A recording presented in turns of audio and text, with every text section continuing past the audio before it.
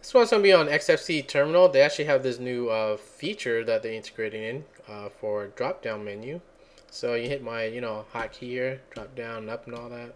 So it's kind of like Quake, Quake, and the original Quake game. Now this feature is actually hidden, so you have to go into their menus here and go to settings, and then settings manager, and then go to keyboards, and then shortcuts here. And in here, you want to add in a new one. And for the command, you want to type in, what's that, XFCE4 dash terminal space dash dash drop dash down. Okay.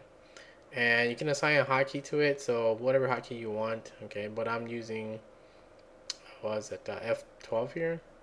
And whenever I hit F12, it'll just pop out. Hit it again to close it off. Other things you can do in here. Well, yeah, just click on this little icon inside here, right? And this one will actually have this drop down tab here, because if you just open the original one, let me give you an example.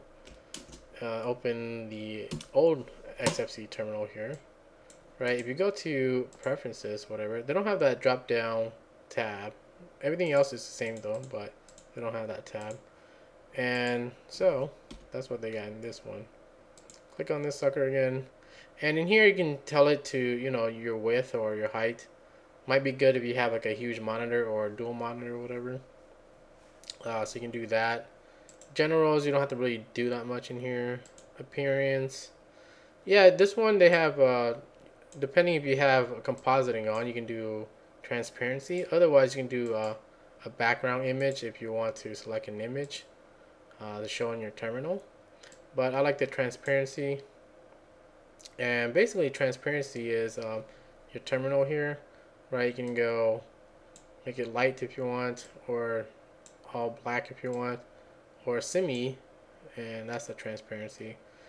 So that's it for that. And as far as colors, I actually would recommend, let me go full screen on this. So to go full screen is F11, right?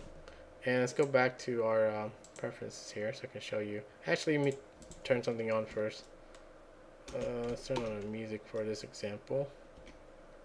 So the one that I would recommend for this is the Tango Themes, right? Or they call these presets, but same thing. Because you see these other ones, like Xterm looks like shit. This one, I don't know what it is, but Tango, see that's the one I like. It looks nice. Solarized, some people like this one, but personally I don't.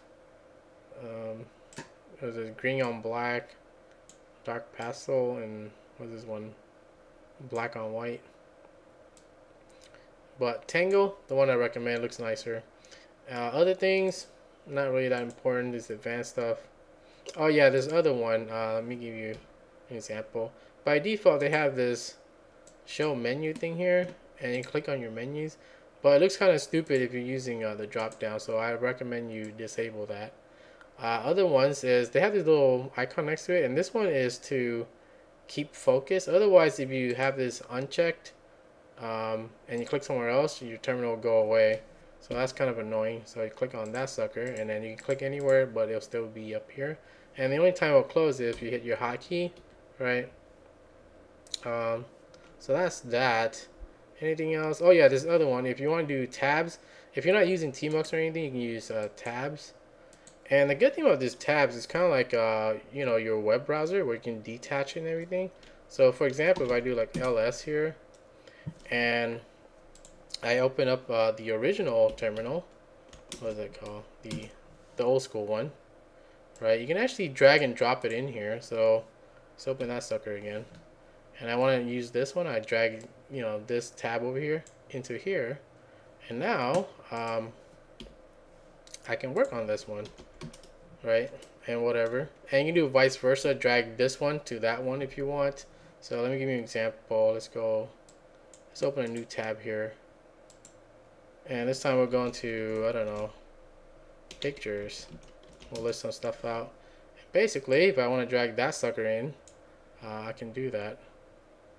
See here, let's open that sucker again, and I think it was this tab or something. There we go. Oh no, that's the wrong one. Damn it.